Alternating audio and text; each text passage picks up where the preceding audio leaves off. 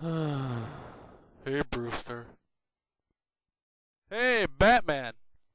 Haven't seen you in a while. So, you want the usual? Yeah, sure. Whatever. Hey, shouldn't you be at one of those Academy Award parties, considering that your movie is up for some awards?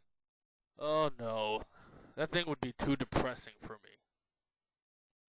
Here you go, one Gaston Light. So, why would it be depressing for you? I just don't get it, Brewster. I mean, I had one of the best reviewed movies of the year. How did I not get nominated for Best Picture? Shouldn't you be happy that your movie was top grossing of the year and it saved your reputation in feature films? I mean, yeah, that's good and all for getting a sequel, but my movie won't be remembered because it was the top grossing film of the year. Well, even I loved your movie and all, but I just don't think that it follows the unwritten rules of what a film needs to be considered for Best Picture. What are you talking about, Brewster? You don't know about the unwritten rules? I thought everybody knew about those.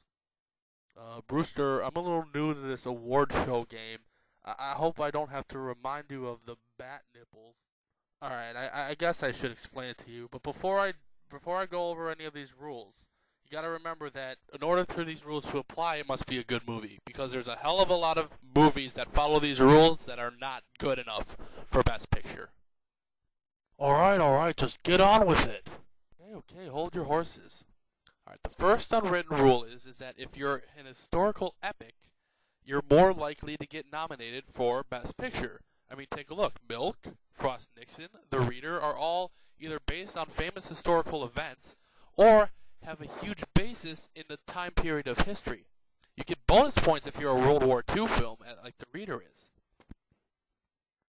A second major rule is that if your movie is inspiring, you're more likely to get nominated for Best Picture. Good examples from this year are Milk and Slumdog Millionaire. The third major rule is that if your movie has a big, epic message about society, you're more likely to be nominated for Best Picture. I had a good social message. What about the scene with all the people in the boat? Alright, I'll give you that, but unfortunately it's what the Academy considers the least. So, you're out of luck there. Dang it. Alright then, let's move on. The fourth thing that you need to be nominated for Best Picture, and this is one of the most important, is an epic romance storyline. And before you say anything, you have to admit the Rachel Dawes love triangle thing was not epic at all. But you're right. Okay. So, anything else that I needed to be a Best Picture film? Yes, and it's the most important thing, and it's the one thing that you definitely failed at. You can't argue at all. The fifth thing and final thing that you need to be nominated for Best Picture is you need a big-time actor in the lead role, keyword there, lead role, with lots of friends in the Academy. I can tell you right now, the only reason that Benjamin Button was nominated was because Brad Pitt knows a bunch of people in the Academy, and he has a lot of money to use.